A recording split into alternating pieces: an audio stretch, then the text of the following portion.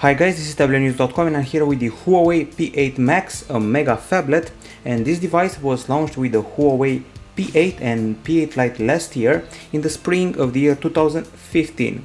So, as I said before, a mega phablet, which means it's a 6.8 inch device that shares the specs of the Huawei P8, only bigger, and it's a solid driver for the Lenovo Phab Plus. It's priced at around $449 on Amazon, and now let's analyze it. So we start with the design. It has a big metal body. It looks like a bigger Huawei P8, which is exactly what it is. It's quite slim. It measures 6.8 millimeters in thickness and weighs 228 grams. Well, it's 0.4 millimeters thicker than the Huawei P8 and quite a bit heavier. Meanwhile, it's much slimmer than the Lenovo Phab Plus 7.6 millimeters, and at the same time it's only 1 gram lighter. Surprisingly, it feels pretty light in my hand considering the size. It has a solid metal build. It's great for gaming and video watching, and also has a premium build material. We have some slim bezels here for the screen up front, and the unibody chassis here, and the setup also includes magnesium, not only aluminum. Huawei opted for a 7-layer heat-conducing structure for this model. An interesting aspect, there is no antenna cutout here. There is a special antenna window right here, possibly with plastic or glass on top. Other than that, we have a strange placement of the micro USB port at the top. We have a speaker at the bottom and rounded corners, as well as pretty comfy buttons on this side here. So overall, elegant, solid and well built, but still huge and not for everyone. The Huawei P8 Max is available in gold, grey or champagne. And now let's talk about the display. So we're dealing here with a 6.8 inch screen. It's an IPS LCD with Full HD resolution and Gorilla Glass 3 protection. And the video player is available here, and now let's put it to the test. So among the features of the player, we got this sort of pop-up play-like feature, allowing you to minimize the video and keep doing something else. There's also a DTS sound option, and now let's get to the actual viewing experience. So we got those black edges around the image, which kind of spoil the aesthetics, but we do have good colors, a pretty okay contrast, good brightness and wide view angles. Okay, now let's see how the screen behaved in our tests. So here we go. These are the pixels of the screen under the microscope. They have an RGB stripes arrangement, and now when we measure the brightness, we achieved 423 lux units, which is good. We beat the Huawei P8's 346 lux units, and we're at exactly the same value as the Huawei Mate 8. We also beat the LG Nexus 5X and the Xperia Z3. At the same time, with this value, we scored below the Huawei Honor 6 Plus, and now, once we found out that this is a good screen, we went to the settings to have a look here. So the display portion includes a color temperature bit with a slider from warmer to colder and vice versa, font size and style, indicator light, brightness, sleep, bright color mode and eyesight protection available for reading, which is quite useful so you won't spoil your eyesight after reading. So good display. Now let's move to performance. So what we're dealing with here is a big phablet with an octa-core high silicon Kirin 935 processor. This one is a 64-bit CPU clocked up to 2.2 GHz, and the GPU is a Mali T628 MP4. There are also 3 GB of RAM here, 64 GB of storage and a micro SD card slot. We don't have any problems with lag, the functioning is quite fluid. We were able to run games like Cosmic Challenge and Riptide GP2 without a problem, so performance checks out. This is our usual benchmark game, Riptide GP2, and you can already hear the pretty nifty acoustics we're going to test in a few minutes. Now let's go to the gaming. Nice lighting effects, nice looking water, everything is rendered nicely, the textures are where they should be, and as you can see, we are not dropping frames. I remember there was a time, maybe the Huawei P8, or better said the Huawei P7, seemed to drop some frames in games. Well, that's no longer the case. So the Ascend P7 had that problem, this one doesn't. And now in the benchmarks, let's see what happened there. So for example, in Quadrant we scored a pretty modest result of 8,994, which places us in the realm of entry-level models sadly. And then in Geekbench 3, well, here in the multi-core test we scored below the Lenovo Phablet Plus. So as you can see, the benchmarks aren't very impressive, but only if you judge from the current point of view. Keep in mind, this is a phone from the spring of the year 2015, and back then it would have been just fine with the results scored by those models. Frankly speaking, it didn't age very well, and in an year or two you may feel it lacking for your gaming needs. In the meantime, gaming works out just fine, but maybe 1 year from now it won't.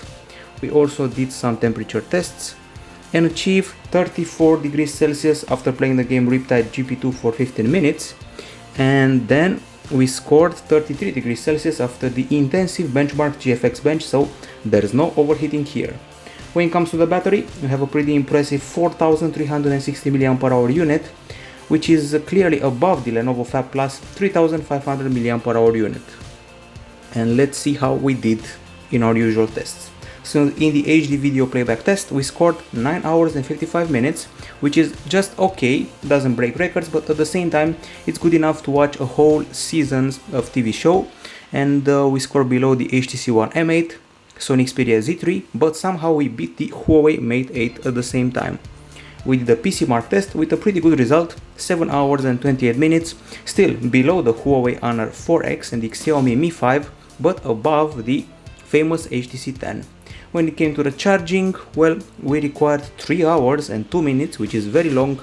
It's a very long charging time for this model in spite of its diagonal. Even with this big diagonal, we expect it to be a little shorter. So 3 hours and 2 minutes, still better than the Sony Xperia M5. Now let's have a look at the battery. So we got power saving features here, we got an option to optimize everything, and we have performance, smart and ultra, each of them adjusting the CPU and network, plus extra settings like power intensive prompt, Wi-Fi on during sleep, and ultra saving power reminder, and that's pretty much it. So overall, a pretty decent battery, actually good battery, aside from the charging. Okay, so now that we're done with the battery, let's talk about the acoustics. So we got here a 0.91 cc sound chamber, 1 watt loudspeaker, smart PA amplifiers. What we don't have are an equalizer and headphones bundled with this model.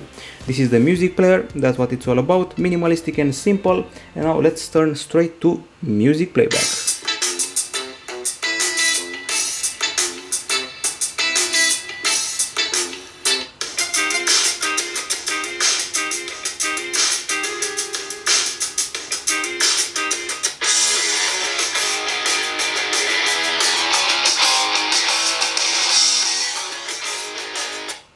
Okay, so this feels like an unusual setup, a singular speaker at the bottom. Anyway, it's loud, clear, has a good bass, covers the conversation in a small room, and provides a great guitar sound.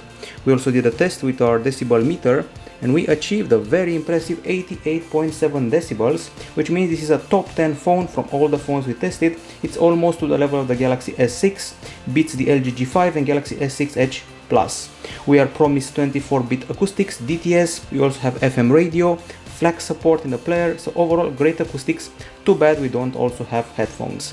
Now let's talk about the cameras. So 13 megapixel shooter with dual tone flash, optical image stabilization, RGBW sensor like the P8, f2.0 aperture, and that's at the back. Now at the front there's a change, we got a 5 megapixel shooter instead of the 8 megapixel one from the P8.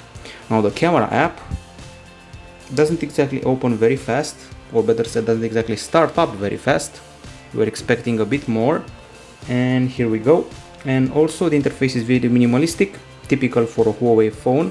Focusing is pretty fast, and also fast is the picture taking, as you can well see here. Fluid zoom, and the usual options included here are the following: HDR, watermark, super night, best photo, panorama, all focus, audio note, those are the main capture modes. Then you can tweak the resolution, GPS tag, you have a perfect selfie template, touch to capture, optical image stabilization, ISO, white balance, and exposure, saturation, contrast, and brightness. All of them can be set up. On the right side we have the effects, and then we have time-lapse, video, beauty, and light painting, which I will exemplify later on. In the video section you can also tweak the filming resolution, going up to Full HD with no 60 frames per second option.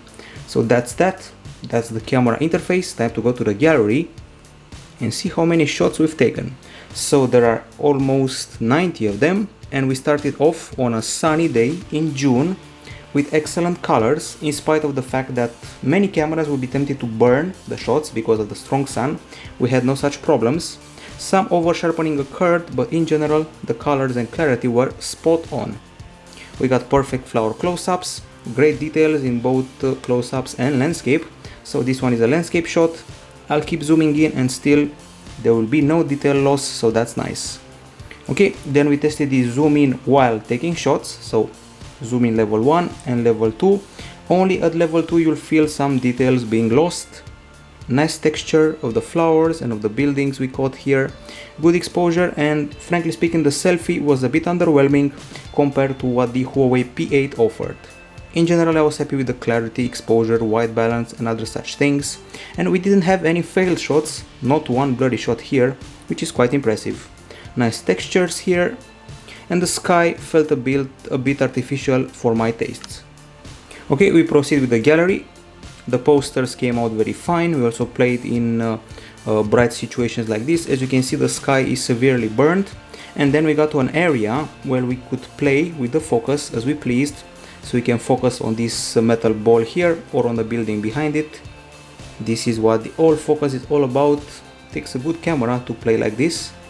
And then even more samples follow. This is the building, regular distance, then zoom in. We lose a bit of quality, but still nothing dramatic. The panorama was quite good, I have to say. So let's see what we're dealing with here. A good resolution, big one, 21,632 over 2944. The details are quite good. Although there is a bit of curving of the image, obviously this building is not falling down as it appears here.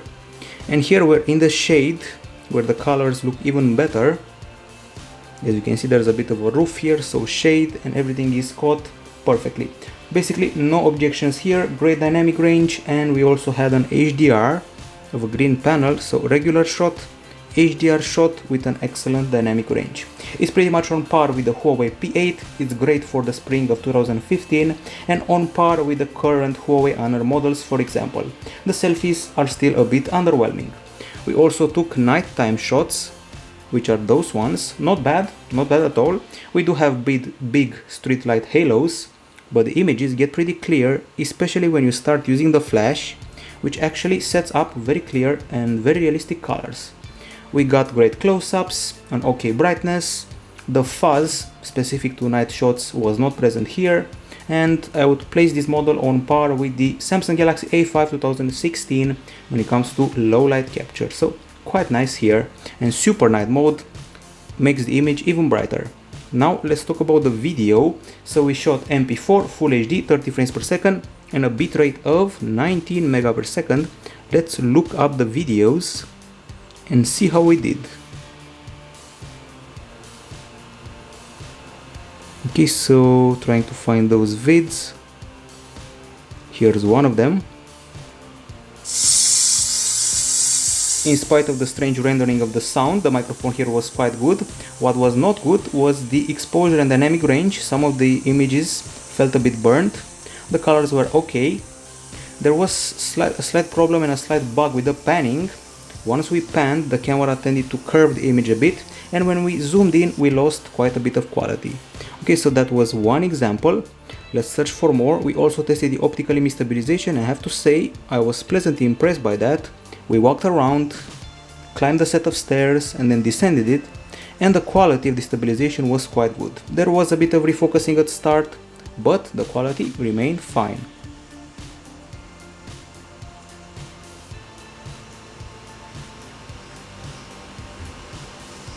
Okay, and now let's go to the nighttime capture. And as I said before, while you may be impressed with the optical image stabilization and the quality, there's a bit of overexposure and problems with the panning. Now during the nighttime, the lack of clarity was a problem. The image is dark and fuzzy, and even with the flash on, there are problems. So totally unimpressive. The kind of capture you would get probably from an 8 megapixel shooter from 2 years ago. That was refocusing, and it's below the Asus Zenfone models and the Huawei Honor models, so in general video capture was a bit underwhelming, especially when compared to the photo capture. I expected a bit more, and certainly the Samsung Galaxy A5, even the first generation, films a bit better. When it comes to the browser, let's load up gsmdome.com. Here we go. This is the pre-installed browser. As you can see, not the fastest in the world, actually quite slow. And its results, the browser benchmark results, are rather modest. Some of them are good, others are not. That's the virtual keyboard. The keys are rather big, but still pretty comfy. Okay, so now it's time to talk about the connectivity, and here we go. We're in the proper section. We got 4G LTE with up to 300 megapixel in download, HSDPA+, GPS and GLONASS. There's Wi-Fi ABGNAC, Bluetooth 4.0. There's a dual SIM setup here, with one of the slots being also reserved for the microSD. Can replace one of the SIMs. There's something called Link Plus. It's Wi-Fi Plus in this case, allowing you to intelligently connect to Wi-Fi sources. Other than that, well, when it comes to the calling, we have a pretty loud and clear call experience. However, the phone is not exactly comfy to hold near your head, and quite a few options like harassment filter, speed dial, and virtual HD call, pocket mode, call forwarding, so we're covered here. We also did the speed test, and let's see what happened there. We got 47 megapixel in download, 24 in upload, so I'd say we're doing fine. Now it's time to talk about the software. So Huawei P8 Max runs Android 5.1.1, Lollipop with Emotion UI 3.1 on top. Sadly, it hasn't received the Marshmallow update, at least the unit we're testing hasn't. That's too bad. So the interface here is abstract and flat, and the icons are not vividly colored. Their colors are a bit, let's say, flat and washed out.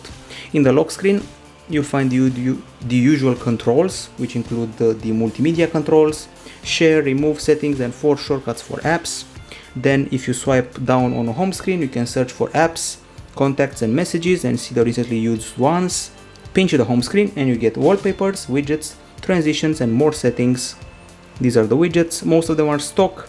The few that aren't look pretty nice. And these are the more settings with layout, shake, realign, etc. Okay.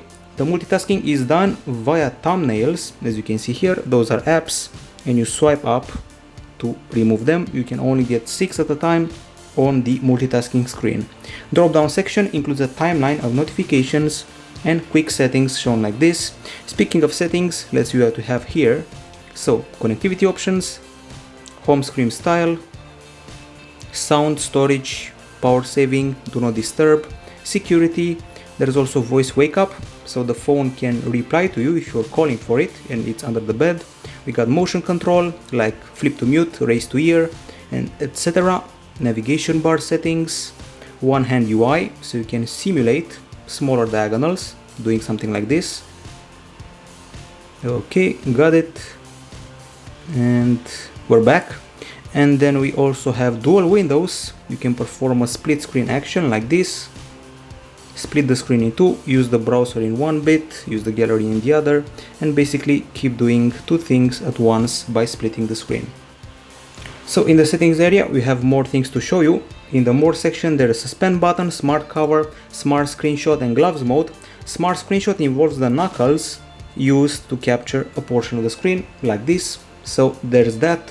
Settings area is now officially done. We counted the pre-installed apps here. We got up to 46 applications, which means we got bloatware. Of these apps, we have the Google Suite here, and then we have the phone manager, quite useful with a phone accelerator, storage cleaner, harassment filter, etc. Then we have WPS Office for productivity, and then we got a notepad app, and FM radio and calculator, and that's pretty much it. Time for the verdict, folks. And now on the pro side, well, we have a good screen, we got great acoustics, and aside from the great acoustics, I have to say we got a solid build.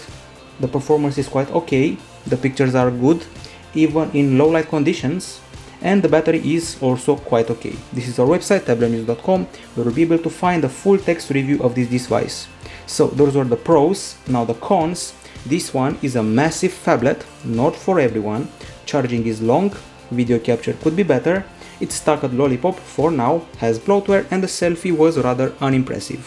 So coming from us, Tablet-News.com, and as well as our sister site gsn1.com, we performed this review for the Huawei P8 Max, and our findings are the following. It's a solidly built phablet, is great for multimedia and gaming, has a good camera, basically the same as the P8, nice gaming device, feels awkward at first, but then you get used to it. As you can see, I'm holding it with one hand without big strain, and if you never got tempted by a 7-inch phone, this one may hook you to the segment. So this is Tablet-News.com, and this was the review of the Huawei P8 Max. Bye bye.